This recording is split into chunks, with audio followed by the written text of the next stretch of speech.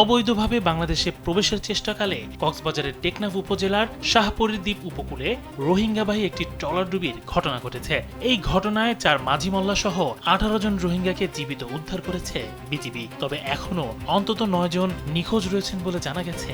শুক্রবার সকাল 8টার দিকে শাহপরীর দ্বীপ পশ্চিমপাড়া নৌঘাট সংলগ্ন বঙ্গোপসাগর এলাকা থেকে স্থানীয় জেলেরা তাদের উদ্ধার করেন। উদ্ধার হওয়া ব্যক্তিরা জানান, গত বৃহস্পতিবার সন্ধ্যায় মিয়ানমারের খায়ুনখালী এলাকা থেকে 27 জন রোহিঙ্গা নিয়ে একটি ট্রলার বাংলাদেশের উদ্দেশ্যে রওনা দেয়। টেকনাফের শাহপরীর দ্বীপের গোলারচর এলাকায় পৌঁছালে উত্তাল সাগরের ঢেউয়ের কবলে পড়ে ট্রলারটি ডুবে যায়। পরে উদ্ধার হওয়া ব্যক্তিদের বিজিবির কাছে হস্তান্তর করা হয়।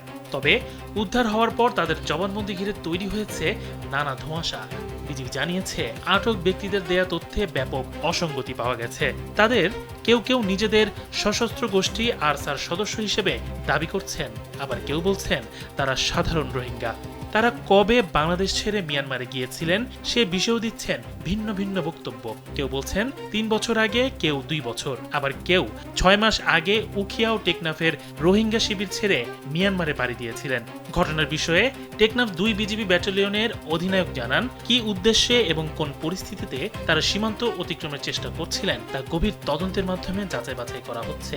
অন্যদিকে টেকনাফ মডেল থানা পুলিশ জানিয়েছে, উদ্ধার হওয়া 18 জনকে থানায় হস্তান্তর করা হয়েছে। বিজিবির এজাহারের ভিত্তিতে অবৈধ সীমান্ত অতিক্রমের দায়ে তাদের বিরুদ্ধে মামলার প্রস্তুতি চলছে।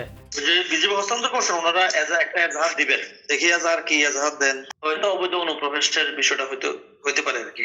আমাদের পক্ষ থেকে ওনারা এজাহার দিলে মামলা রুজু হবে, তদন্ত হবে।